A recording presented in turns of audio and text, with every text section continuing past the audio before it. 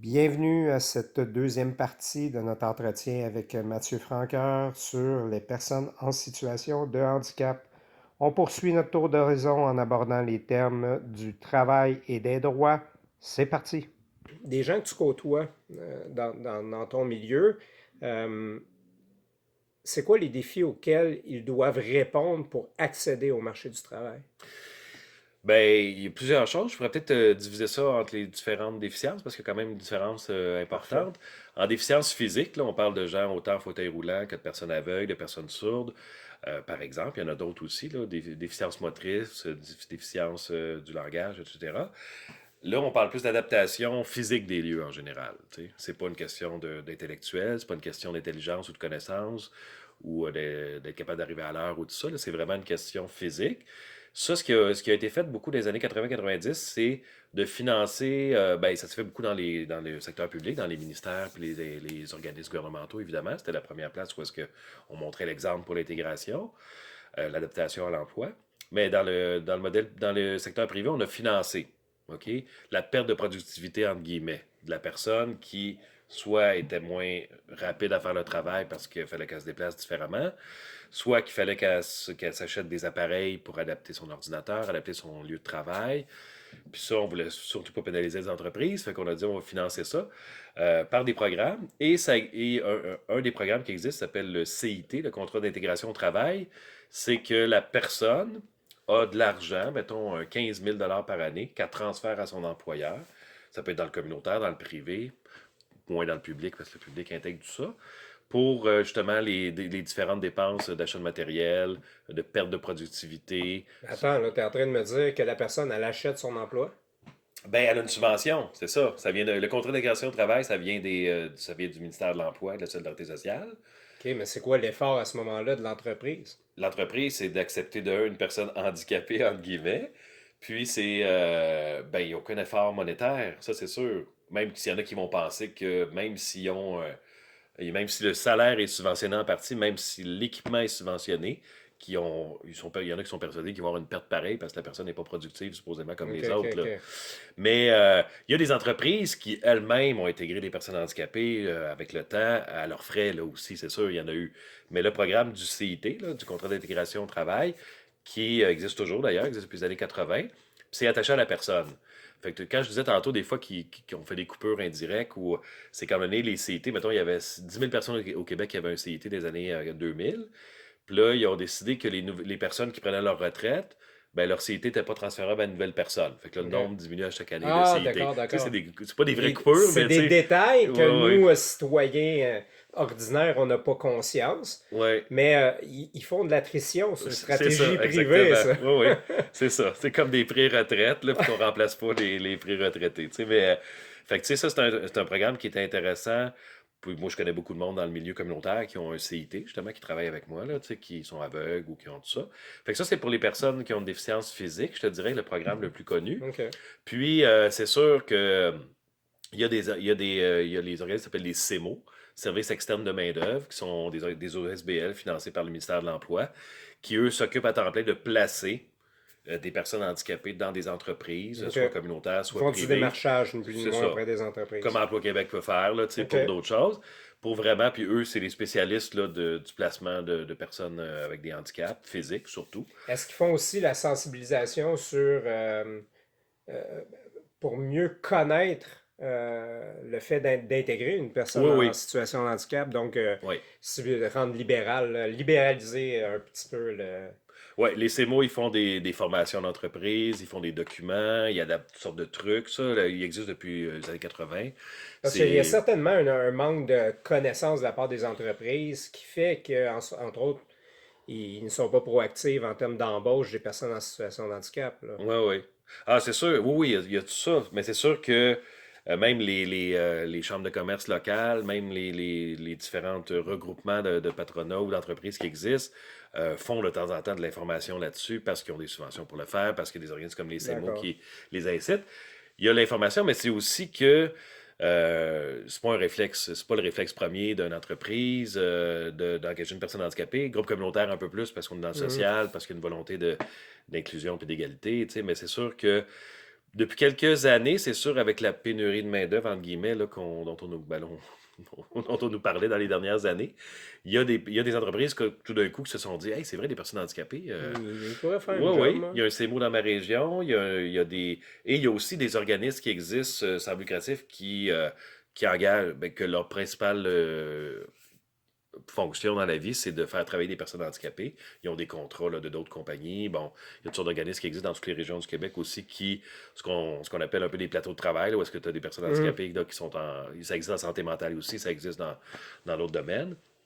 Fait que ces organismes-là qui, eux, font de la pression souvent dans leur communauté pour dire hey, on vient de former des Ouais. gens, bon, on va vous les transférer. Ce serait le fun qu'il y ait un emploi dans une compagnie ordinaire. Euh, Puis en déficience intellectuelle, ben, ça t'as beaucoup.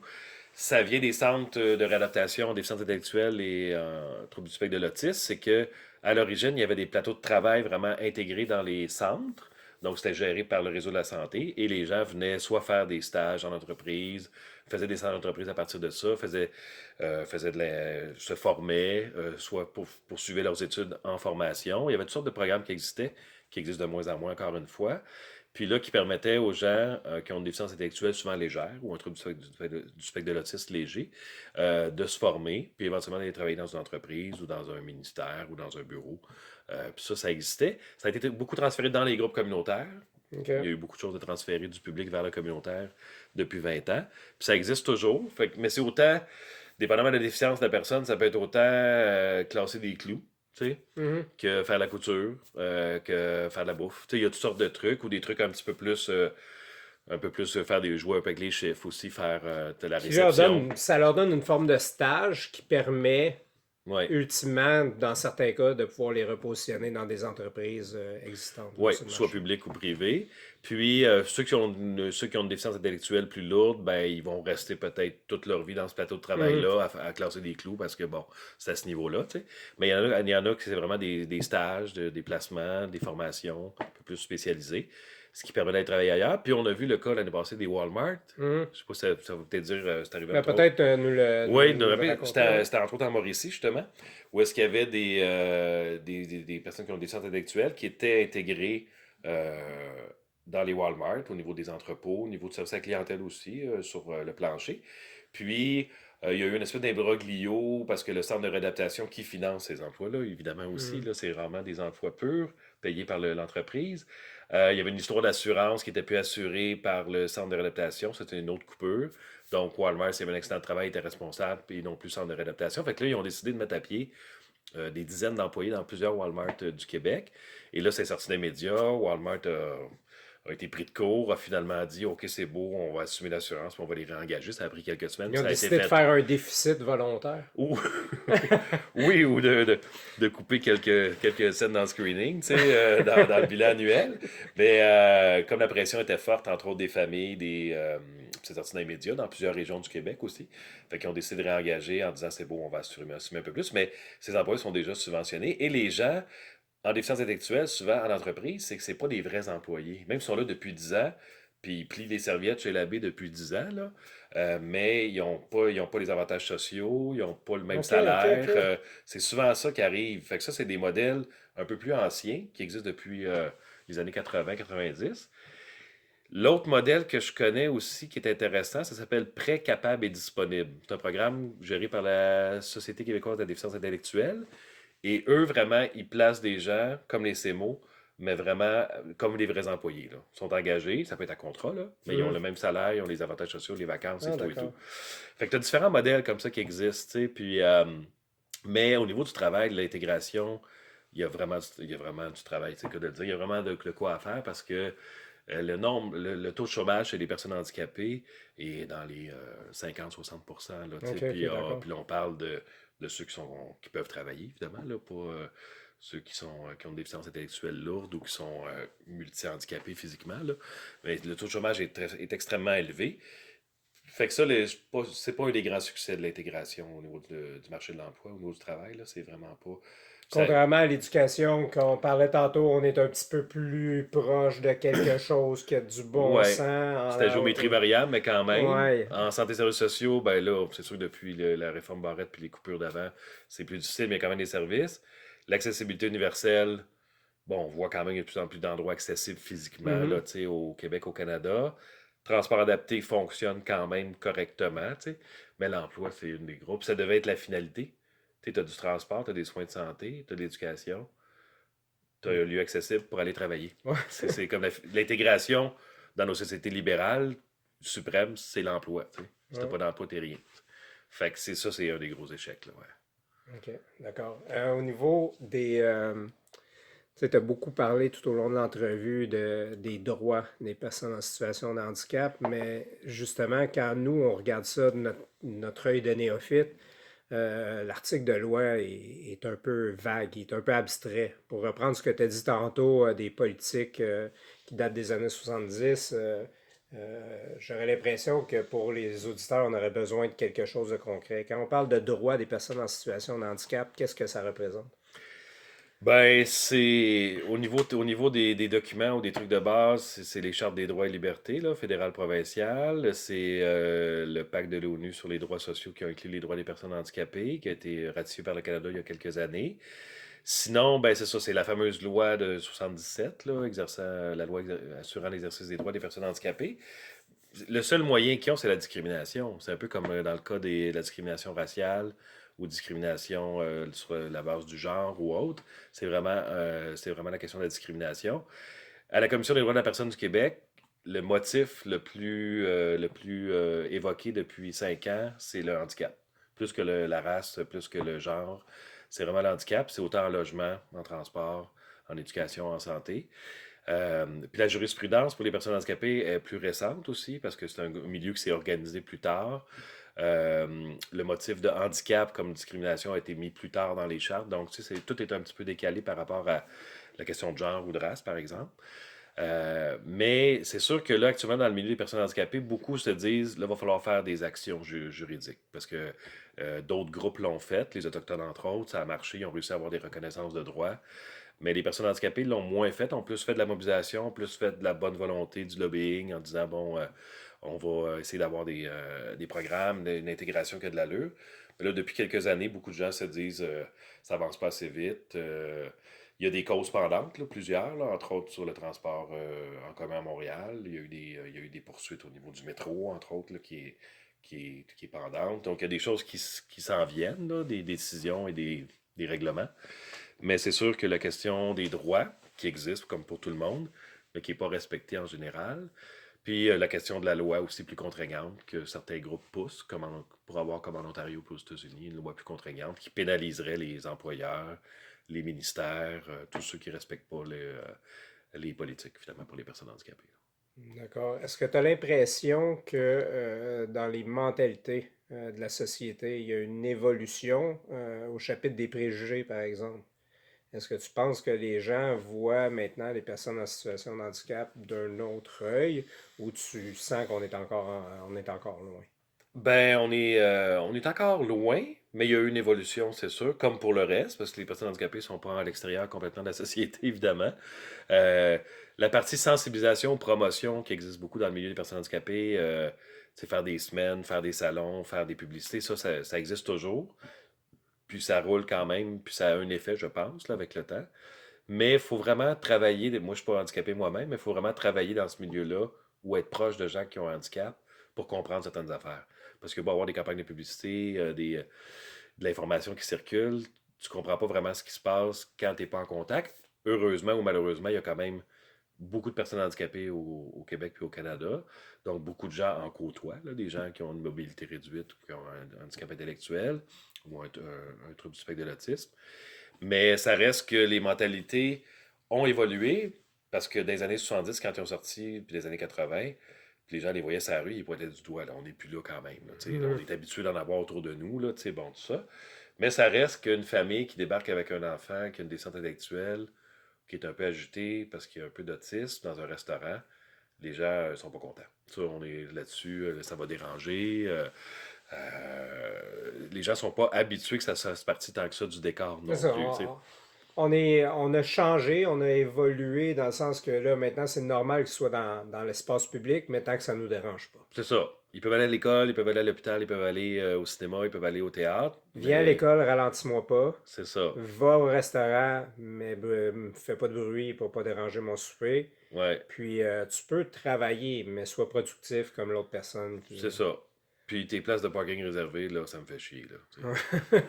Il y a encore régulièrement des gens stationnés dans des places réservées aux personnes handicapées qui n'ont pas le droit de le faire. Tu sais. Ouais, il fait fret en hiver au Québec. Oui, oui, puis au centre d'achat, j'ai un gros paquet à ramener, là. Je ne veux pas être trop loin. Fait que, non, même s'il y a juste 2 places sur 500, là, souvent ils sont pris par des gens qui ne devraient pas les prendre. Ouais, ouais. Puis ça nuit à des gens vraiment qui en ont besoin. Donc, fait que oui, je pense que ton analogie est bonne, là, ton résumé est bon. C'est que, en théorie, oui, on les intègre, ils peuvent être partout, ils ont le droit comme tout le monde à tout, mais si ça coûte trop cher, si ça dérange, là, c'est moins intéressant. OK. Ouais. En conclusion, je suis obligé de faire un tracé vers la pandémie dans laquelle OK. on est Ben plongé oui. actuellement. Euh, J'aimerais t'entendre sur peut-être un discours politique que tu aimerais lancer à nos politiciens parce que demain matin, le Québec va se remettre en marche. Et je me pose la question, est-ce que les personnes en situation de handicap vont encore être au centre des priorités du prochain gouvernement, ben, du gouvernement Ouais, actuel? ouais. Qu'est-ce que tu aurais à leur dire à ce sujet-là? Ben, je pourrais dire que oui, les acquis des personnes handicapées, des familles, des groupes qui les défendent, c'est sûr que j'espère qu'ils vont être, y compris nous, là, au mouvement Phase et autour, qu'on va être sur nos gardes, puis on va vraiment surveiller ça, qu'est-ce qui s'en vient. Parce que oui, dans les derniers budgets, entre autres, dans certains acquis qui avaient été gagnés au niveau de certains financements, on espère qu'ils ne seront pas perdus. Puis, mais actuellement, le problème, puis ça, on le voit, c'est que dans le soutien à domicile, par exemple, c'est plus compliqué en temps de pandémie qu'il y a des préposés qui aillent chez les gens. Fait que déjà qu'il y a un manque de personnes et que les personnes qui font ça souvent sont des mauvaises conditions de travail. Et donc, les personnes handicapées peuvent passer 2, 3 jours dans leur lit parce qu'il n'y a Mhm. personne qui est venu les lever. Ça, c'est l'exemple extrême. Fait que ça existe déjà dans la vie. C'est empiré en période de crise, entre guillemets, parce qu'il y a moins de monde, parce que la question des contacts.